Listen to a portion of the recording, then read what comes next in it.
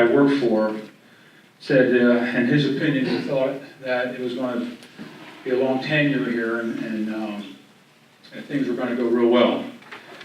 What happened here at Bloomsburg greatly exceeded my expectations, and I had an opportunity to work with a lot of great student athletes.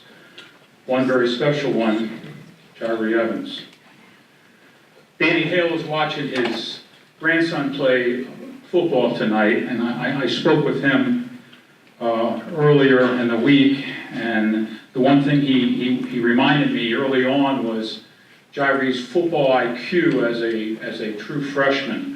He said, do you remember teaching him guard and then tackle, and then he even said tight end. And it came back to me that we actually did that, and he was a true freshman. So his learning curve was extremely impressive. Jim Monis, offensive coordinator for most of Jahri's time here, his memory was he was the quarterback receiver coach, and he couldn't get any work done in film because all his players were watching Jahri. Like one play, a guy would get thrown this way, and another play, a guy would get thrown this way, and another. So it became, he goes, it was more like the Jahri Evans show. I was just running the film. Nobody was paying attention to that, and didn't care what I did because they were too busy watching Jahri. So, you know, that was from some of the coaches' perspective. But the Jahri Evans story really is about the quality of his character to me. And that's directly related to his family and his mother and his sisters. That is what came through to me. I just did my job. I coached him, I mentored him. But his quality, which I'm going to speak to more here, his character as a man at a very young age was just overwhelming. I had a chance, because I'm retired, as is Danny Hale, as is Jim Monis. We're all retired old geezers now. And I had a chance, with my extra time, to speak to some of his former teammates. Lou Kuklik, who's a Secret Service agent in Washington, D.C., told me that he had an incredible knack to making everyone around him better. He was one of the most natural leaders that I ever played the game with. Wynton Sheldon, a special needs teacher in Delaware, the epitome of the word teammate. The most dominant and humble person I've ever been around. Pat Spadero, a teacher and a coach at Westchester University now, said he gave a pregame speech that was just incredible. Fired up, just ignited the entire locker room. He also went on to tell me, Jahri making the NFL was like us making it. Jahri winning a Super Bowl was like us winning the Super Bowl. He shared it with us. Some older players, John Syntax said, I never off the field, he was one of the nicest, straightforward, honest guy you'd ever want to be around. But when on the field, when the switch flipped, it flipped. His intensity was just unreal. Chris Mullen, an older player that was a senior, Jahri had been injured in the Mansfield game. And Chris was playing his last game against IUP, and these are the things, you hear these stories years later. He took the number 73, which was Jahri's number, and he had it on his pad, and Jahri noticed that and went up to him and looked him straight in the eye and said, I just want to thank you for thinking of me as your teammate. And I know you're graduating now, and Chris had a heck of a career here. But at that moment, Chris Mullen knew he had a friend for life.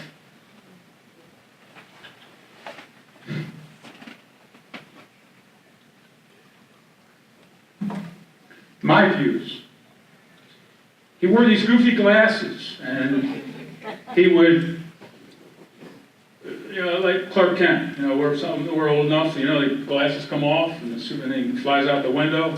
Okay, he when game time, he would just rise. When game time, he was the epitome of intensity. If you didn't see the block, you could hear the block.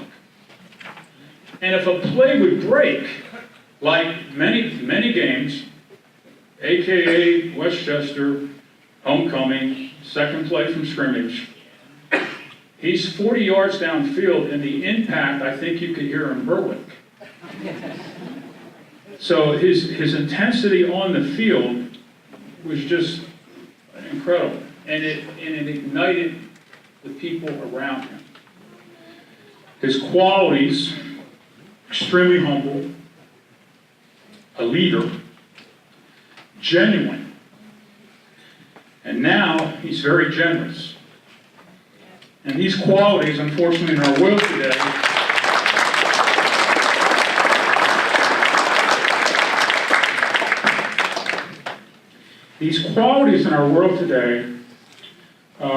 are difficult to come by.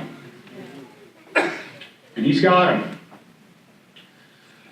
However, with all this man's success, he's not changed. He's the same guy he was in 2005. He's the same guy.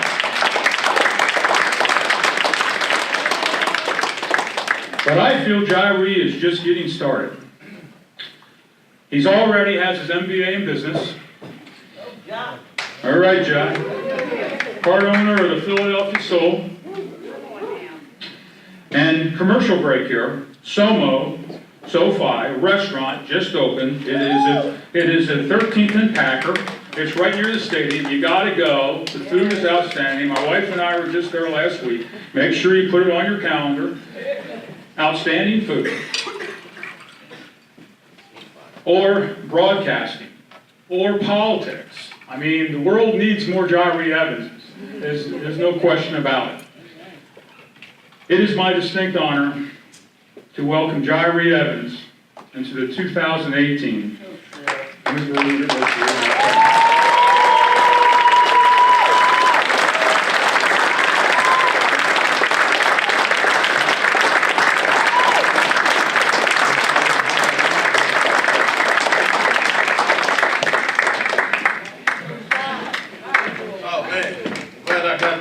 Tears out the way real quick. Gracious, man. Thanks, Coach McBrien. You're a lot of memories. And when you think about those things, you get emotional, just like all the other Hall of Famers going in, previous and family. But first, I want to thank my wife. It's been a memorable 2018 for us so far, and more great memories to come. Thank you, baby. I appreciate that. Also, I learned hard work by watching my mom work hard, and she did a lot for all of us, not just her children, but you see her grandchildren here and other children in the community, and she still does that. And Mom, I love you. Thank you so much for everything. And to my other three mothers, they all molded me in all different ways, mentally, physically, and I love them dearly also.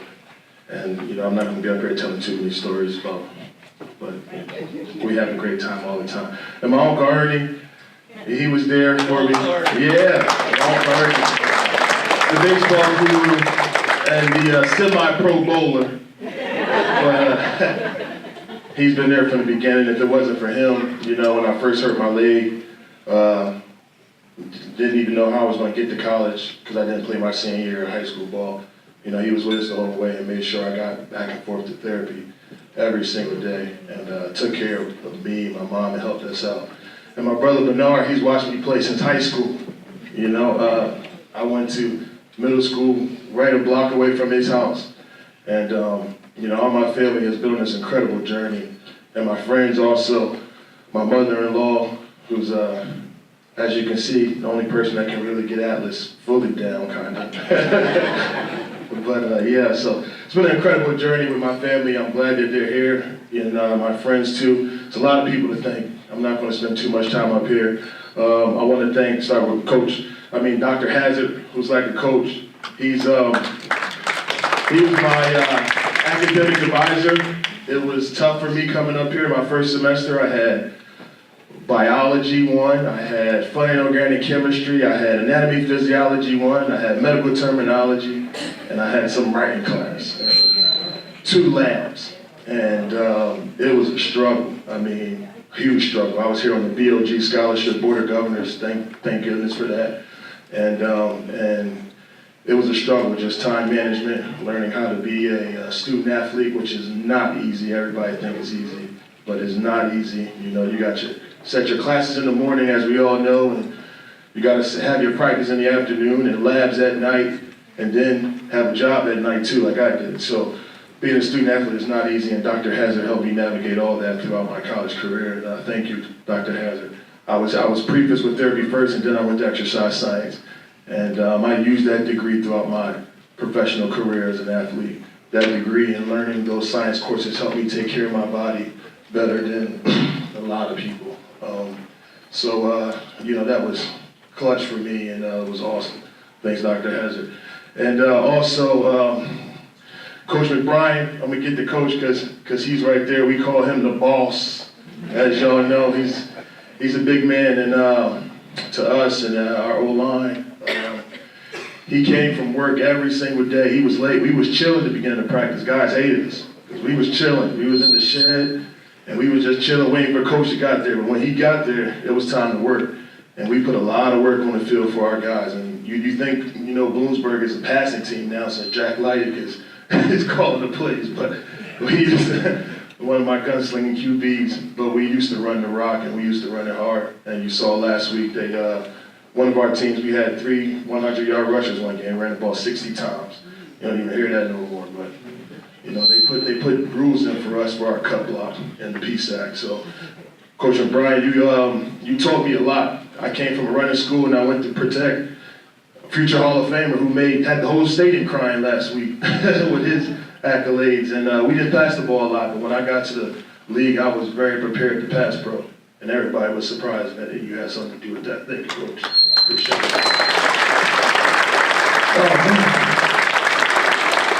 Shout out to my frat brothers in the back. We ain't gonna get to those stories. But y'all know how it is. We always have a great time. And I'm trying to think. I don't want to miss anybody. Oh, my homeboy, my trainer right there, Jay King, also exercise science graduate. He's trained me my whole career. He's trained me my whole career, also my business partner. His wife is our son's godmom. And man, thanks for everything. We started working out when you was in grad school here. And you always with me in the shape, kept me right, kept me injury free, not doing these dumb workouts everybody else is doing. Being very original, and I appreciate you for that, brother. Thanks a lot. Who else? Oh, man. Marcy Woods, awesome. Love you, Marcy. Love you to death. Everybody knows what Marcy does. But yeah, I'm just going to cut it short there. I just want to say, congratulations to Megan, Jen, Tom, Joe, Susan, Adam. Congratulations to the other Hall of Famers who went in earlier. Their families. Just want to say thanks. Thank you from the Hall of Fame committee. We knew we were getting in. Come on now, we know that. But thanks so much. Thanks so much. And the staff, and Gerald, don't want to miss Gerald. Gerald is my sports agent. So I met Gerald through, you heard Coach McBrien talking about Coach Monis. His son was a scout for the Eagles at the time. When I came to Bloomsburg my rookie year, we had a great team. They was looking at Marcus Glaze, a lot of guys from that championship team. Because one thing Bloomsburg do, we win here. We win a lot of games. And not just in football, but in all other sports. But they had a lot of scouts coming through, and Coach Mona's son, Jim, was a scout, and ironically, the Eagles fired him, and he wound up with the Saints. And that's how I got picked. It had nothing to do with And my other tie was Coach Rush. Coach Rush, who's a great friend of Coach Hale, I think a lot of people know Coach Rush, NBA referee, one of the youngest referees to ever ref the game at 21. He's the one that fined Mark Cuban that $500,000 way back in the day. But Coach Rush reached out to his financial advisor, who did not, have a financial. I mean, he didn't represent athletes, and that's how I met my financial advisor. But I met Gerald through Coach Mona's son, Jim, and Gerald's a sports agent. And, I had a lot of guys coming at me, trying to represent me out of Bloomsburg. Not a lot, but a few. But before we did our big deal, we had tons. And Gerald has taught me so much about the game. I know so much more about the business side of sports and other things because of his teachings. And he's had a lot of great players. He's a great guy. And thank you for everything you've done for me. I think that's about it. I don't think I missed anybody, right? All right, cool. Well, enjoy the rest of the night. It's an honor. I'm glad I got those tears out of the way. Coach McBrien, thanks for that. Getting them out the way early, but thanks a lot, everybody. Enjoy the rest of the evening.